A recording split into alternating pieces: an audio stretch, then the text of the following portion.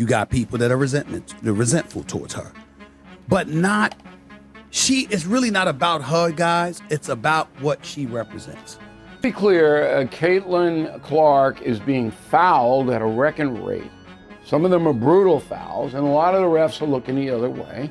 Fortunately, it's creating a textbook hostile work environment for Caitlin Clark. And under Title VII of the Civil Rights Act, the federal government does have an ability to engage here. Caitlin Clark just dropped the biggest update of the WNBA season, and it's not good. After months of brutal fouls, zero protection, and non-stop disrespect, she's officially out for the season. Caitlin Clark's been hurt. The league's most valuable player is walking away, not because she's weak, but because the WNBA treated her like she didn't matter. But despite all that success that she's immediately had, the league has basically looked the other way as she's been targeted on a weekly basis. Caitlin Clark exploded onto the scene. Indiana Fever signs her, and suddenly the WNBA knows what real media attention looks like. You had rookies before, but nothing like this. She wasn't just a player, she instantly became the league's golden goose, the face, the cash cow. Whatever you want to call it, Clark was it. Okay, because she's brilliant, right? That's why she's wreaking havoc, because she is so good. And the numbers? Oh, they screamed it louder than the headlines. League app engagement up 613%. I mean, who even checks the WNBA app? Nobody, until Clark showed up. Subscriptions? Yeah, those jumped by 366%. People literally started paying to follow the league the moment she entered.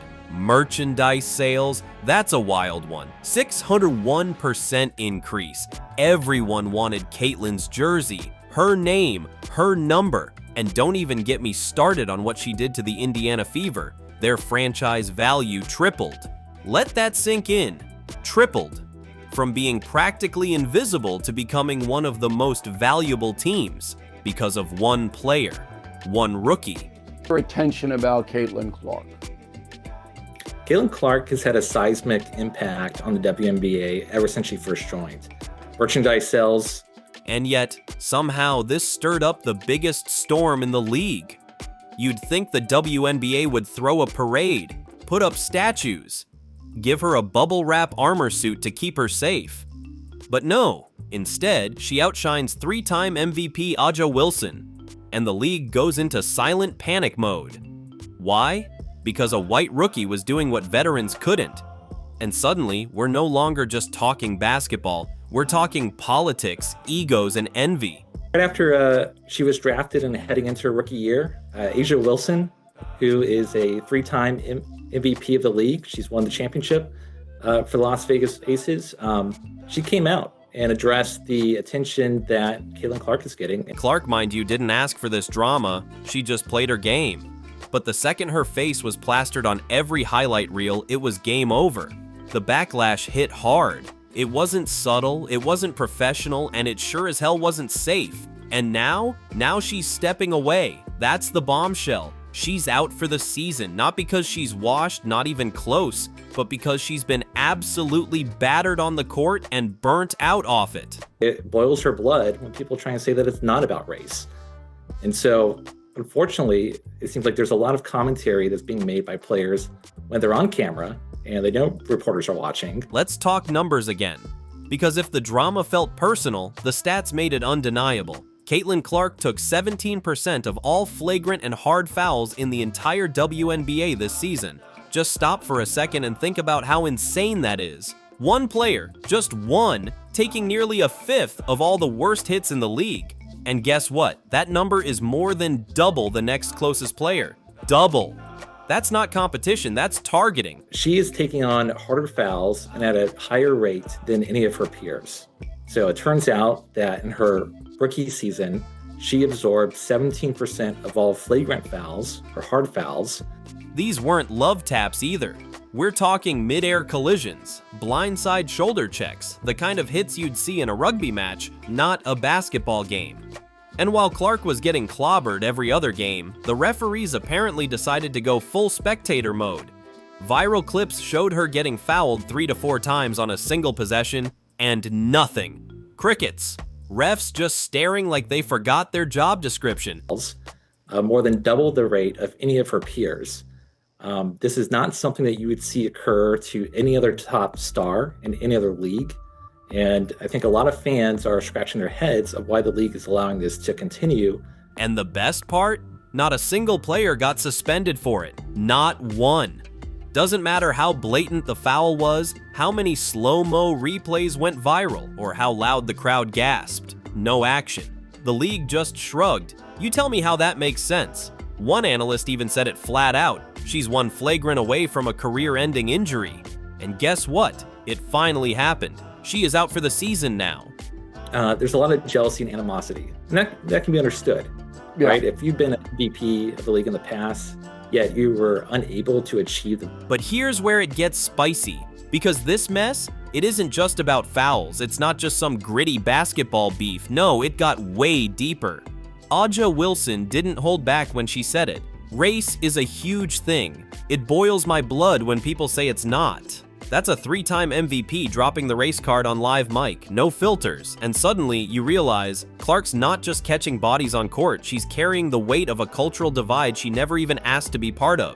Unable to achieve the visibility and perhaps the endorsements that Caitlin Clark has received right out of the gate, it shows that it's normal to assume that there would be some degree of resentment. However, the concern is that resentment is then leading to targeting on the court. Veteran black players who've been grinding in the league for years without media love, endorsements, or national buzz are clearly annoyed that a white rookie rolled in and stole the spotlight. And look, I get the frustration, but when it turns into on-court retaliation, that's when we've got a whole different problem. Because Ms. Clark's civil rights are being violated as she is targeted on the court, the basketball court, and no one's protecting her. Is that what you're saying? That's correct. Clark never said a word about race, never pointed fingers, never played victim. But the second she became the face of the league, the resentment kicked in and the foul count followed. She basically became the scapegoat for decades of ignored black talent. And while that debate is worth having, it sure as hell shouldn't be settled with elbows and cheap shots. Make sure that does not happen. That is the weirdest thing in the world, but it is what it is, and I'm glad that Caitlin has a great head on her shoulders. Even her own teammate Sophie Cunningham had to admit it. The star player of the league is not being protected. That says it all. Not opponents, not fans, her own teammate called the league out. And when you're getting assaulted weekly and no one's doing anything about it, that's not a game anymore. That's a lawsuit waiting to happen. It's basically done for the WNBA what Michael Jordan did for the NBA. Legally speaking, this is textbook hostile work environment.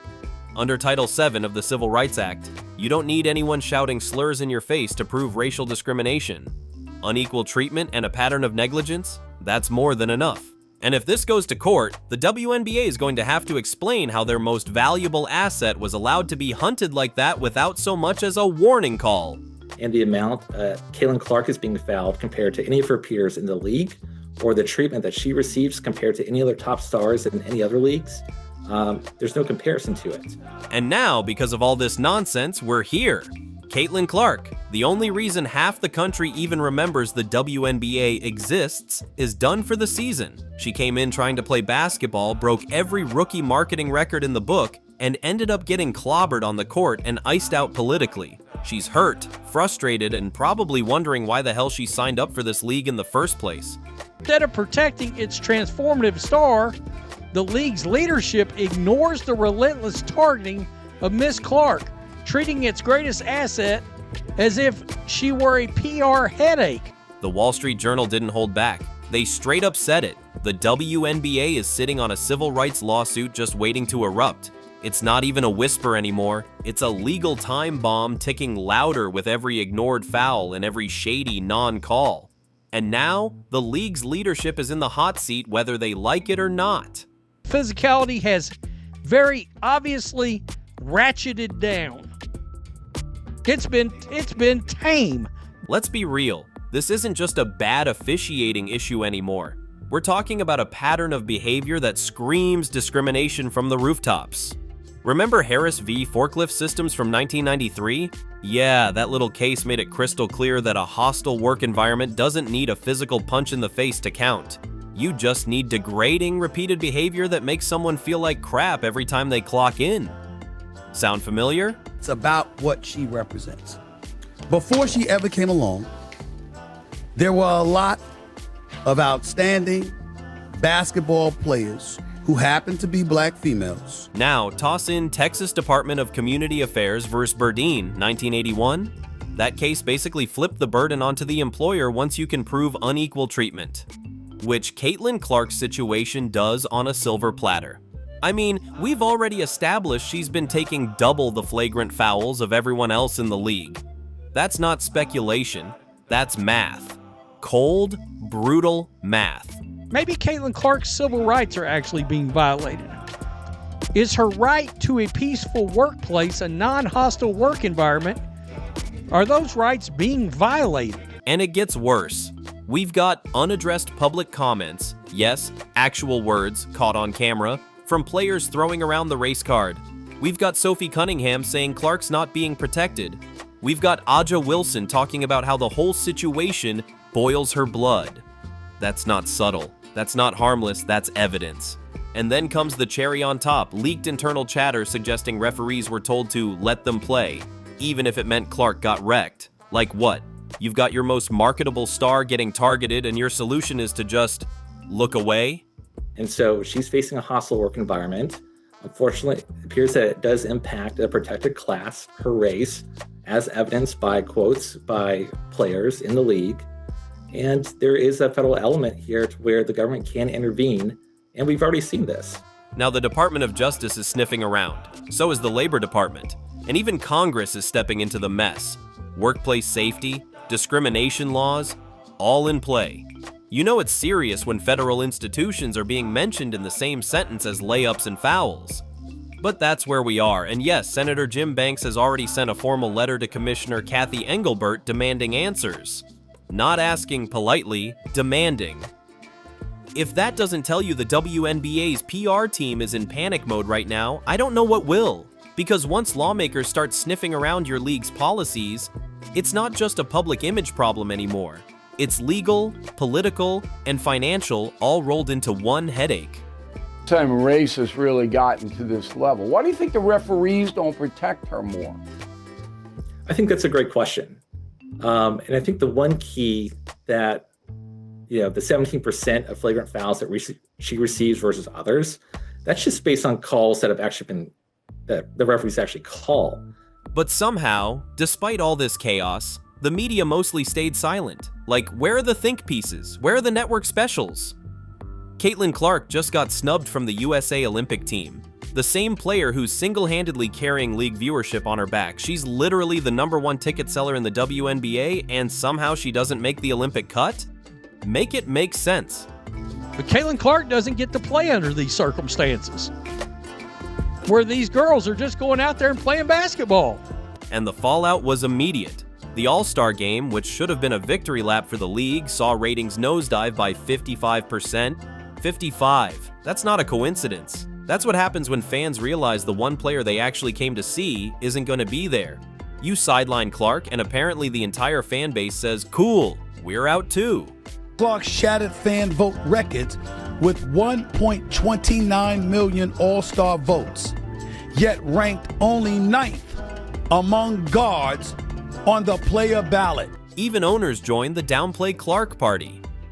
Sheila Johnson, owner of the Mystics, casually suggested other players deserve the spotlight more. Like, thanks for the vote of confidence. You'd think an owner, who benefits from league-wide growth, would protect the player responsible for that growth. But no, we're playing politics instead. And it's not just the media blackout or the Olympic snub, it's the emotional toll. Caitlin Clark herself came out and said it. They get away with things they wouldn't do to others. That's from her. Not a fan blog, not a teammate. That's from the person living it. The one getting elbowed in the ribs and slammed in midair while everyone watches like it's a WWE match. If this shocked you too, hit subscribe. We're not done exposing the mess behind the game.